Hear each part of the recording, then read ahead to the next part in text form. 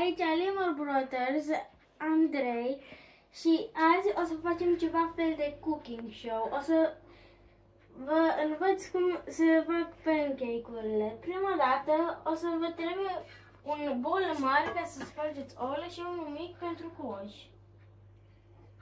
Prima dată spargeți ouăle.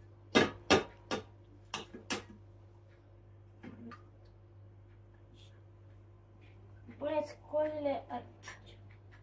Faceți la fel cu al doilea ou.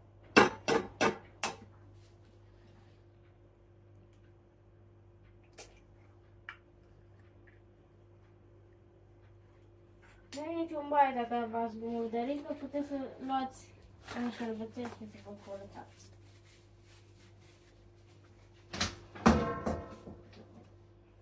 După aia, noi o să vrem ca să punem un pic de sare, aproximativ de 2 ori, de să întorci ca să dăm acel gust. Și după aia trebuie să pui o lingură de zahăr pudră.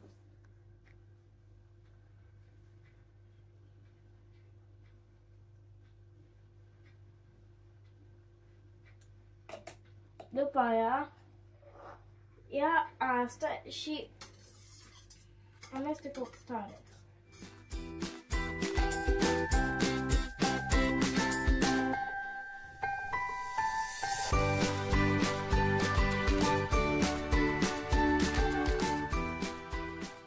După ce am amestecat destul de tare ouăle, trebuie să pui undeva spre 500 de litri sau mai jos.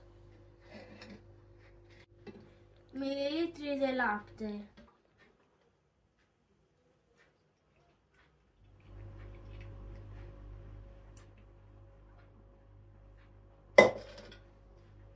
Și înceapă să amesteci din nou.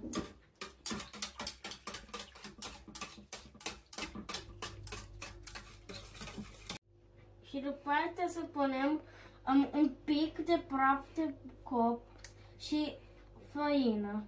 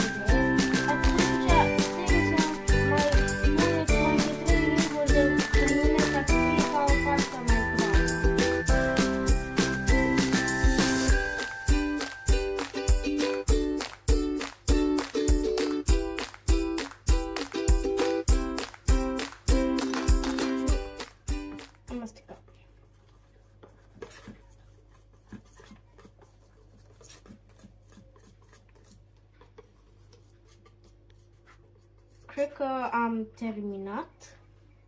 După ce am terminat de făcut această cremă, cere ajutorul unui adult ca să pornească focul și să pună tigaia. Și nu uleiul nu este folosit în această rețetă. Când tigaia s-a încălzit, trebuie să luați o lingură și o spatulă. Cu lingura o să luăm acest lucru care am făcut cu ouăle și trebuie să punem aici pe tigaie. Acum așteptăm un pic.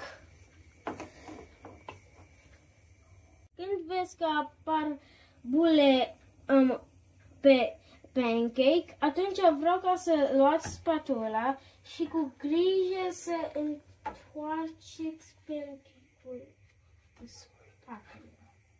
Ține cu o mână de tigaie ca să nu cadă jos. Ok. Și Și acum doar trebuie să așteptăm un pic. Că mai încă un minut să lași ca să se termine și cealaltă parte. Vă vedem până atunci. Acum s-au terminat ca să se facă și cealaltă parte și trebuie să luăm încet, să punem pe o farfurie și gata. După aia repetăm acest lucru de multe ori.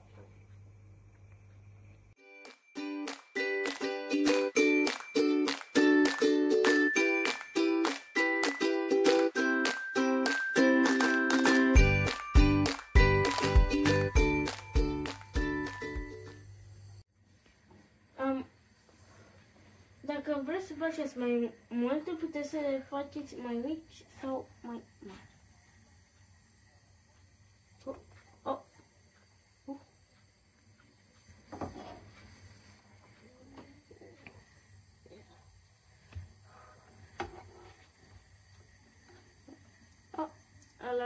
Asta un pic prea mult.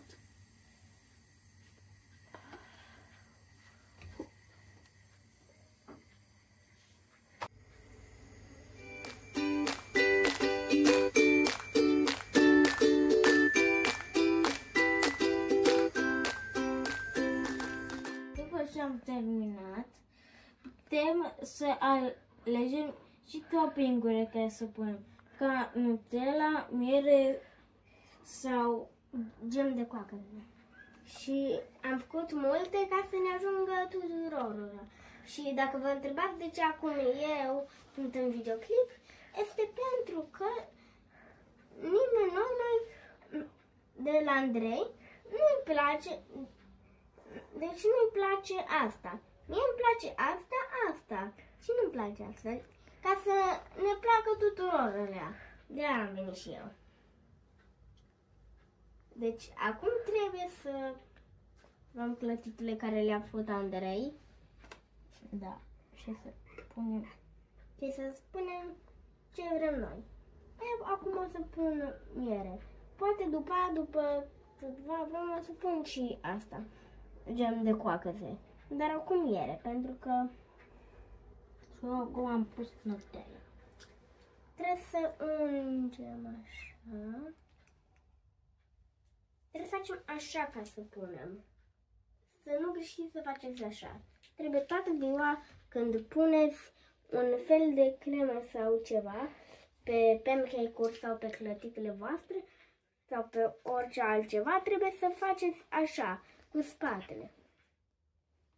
Acum hai să vedem dacă e bună.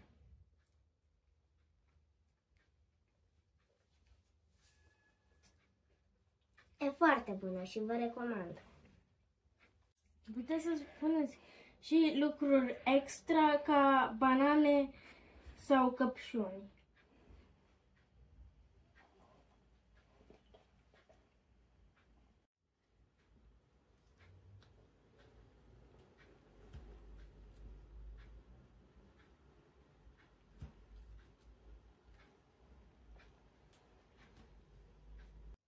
Dacă v-a plăcut acest videoclip, atunci să dați like și dacă mai vreți ca să mai facem din astea, atunci să dați subscribe. Da. Ne vedem data viitoare!